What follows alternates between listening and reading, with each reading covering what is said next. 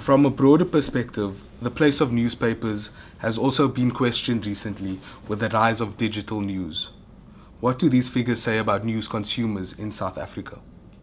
I think that let's look at the assumption that newspapers or it's like Mark Twain said, the reports of my death are greatly exaggerated. Clearly, this shows that the print industry has got a long future, bright future ahead of it. We were quite lucky in that we bought independent at a time when the circulation had plateaued and had showed a marginal decrease. So if we bought it 10 years earlier, it would have been very, very different, of course. And I think what we're seeing globally is that newspaper circulations are either plateauing or in fact they're increasing again. And this has seen the reason why Warren Buffett, for instance, invested in newspapers. Henry in the US invested in the Boston Globe. Jeff Bezos, who's an online person, invested in the Washington Post. And all of them have said that the future of media is a combination of offline and online. So offline being print and online being digital. Those companies that are best able to combine the product and content offerings of both online and offline are going to be the ones that are going to be the most successful in the media industry. But also we need to look at some facts, because there may be a general statement that newspapers are declining, but if you look at subset communities, for instance in India, Brazil, parts of Eastern Europe, and definitely parts of Africa, newspapers are in fact increasing tremendously in circulation. And if you look at subsets of even that, vernacular in particular is increasing in all of those countries as well. If you take India, for instance, whereas 10 years ago one had not heard of Hindi newspapers, today Hindi newspapers occupy the top 5 selling positions on the Indian subcontinent, with some newspapers having circulations of about 14 million a day.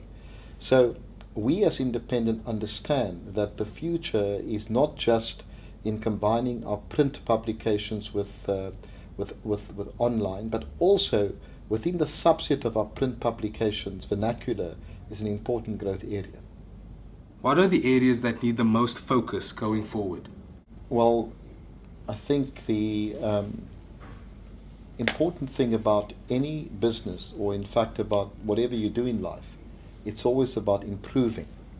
And you can improve your business in 2 ways. You can do it gradually, and you can do it with what I call quantum leaps. We've improved the business of independent technologically by quantum leaps in the last 1 year to 18 months. We now have to continuously improve our products. So in that respect, we've appointed recently a brand executive to help with the redesign of our titles, to help with the content in our titles, and also we've appointed an executive to engage with our readers about insights into what do readers want for the first time. I mean, in this company, which has had newspapers since 1876 or something, so definitely more than 100 years. For the first time, we've gone out to our very loyal readers and we're asking them, what do you want to see in our titles? What do you think is important? And we're getting amazing feedback. But it's that kind of innovation which will help us to continuously improve. And I think what's important to us is feedback from our readers, feedback from our advertisers, and also feedback, constantly from other stakeholders, including our employees. We're creating the kind of platform which allows people to engage and to be interactive. And I've used this phrase repeatedly in the past at town hall meetings. What we're doing at Independent right now is democratizing the workplace of Independent. Not just democratizing it in terms of decision making, we're democratizing it in terms of ideas. So for example, the very thing that you're presenting me with, the Mojo idea, is something that came from a young person within Independent. And in the past, I would say that the executive team, before we took over the business, would have simply washed that aside. You know, we have actually listened to the young person and said, wow, what a great idea. So let's support the Mojo initiative in creating, you know, mobile journalism. And hence we have the Mojo studios today. But that was an idea that came from one of our employees. Importantly for us, the year 2015 is a year of action, is the year of doing things, getting things done, you know, building resilience of a company, continuing to innovate. But first and foremost, we're expecting our employees to do, you know, to act and to grow. So I think you can see that the energy in this group is amazing. You know, it's I think not just as a media company, but any business, you'd like to come and work for Independent because it's a living organism that's morphing into a great new media company. And I've always said, it's going to be definitely one of the top media companies on the African continent, and we're really well on track to be there. And finally, is there a particular title, product, or region that you are especially proud of, and why? I really want to emphasize that our titles are all very different, and they all emphasize different content and different styles. I like our vernacular titles. I think Isolezwe is a great product because it speaks to the heart of the community.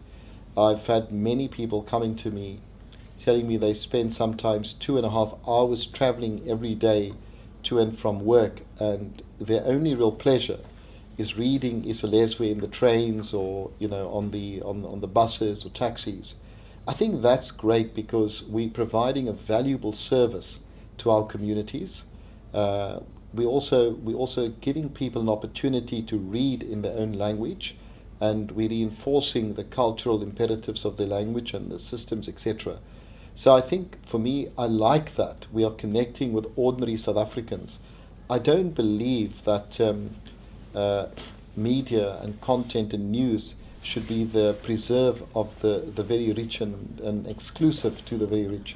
I think the more we're able to get news out there amongst our communities, the better we're able to share knowledge and create a better society. So whilst I don't have any particular favorites in our group, I really like the fact that we are emphasizing vernacular and communities, and we're connecting with them. Our major titles are icons within their own right. I mean, some of our titles have been around since 1876. The Mercury, the Argus, the Cape Times, etc. They're wonderful titles, and I'm particularly pleased, for instance, that the Cape Times is growing both in circulation and readership, and that it's beginning to reflect the diversity of Cape Town.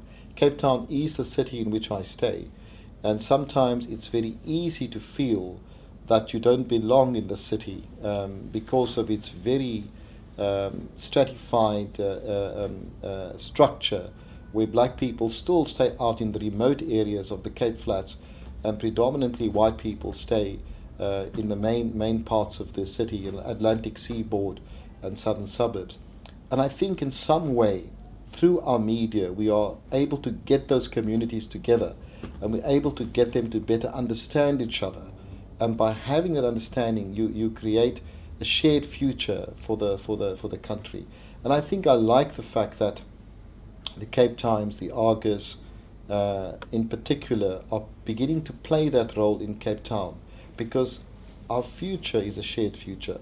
And I think we all need to understand that we need to support each other in creating a future in our country that can eventually create great prosperity, not just for a select few, but for all of its people. And that is the role of Independent, you know, creating that opportunity, getting the conversation going, connecting people in our year of action.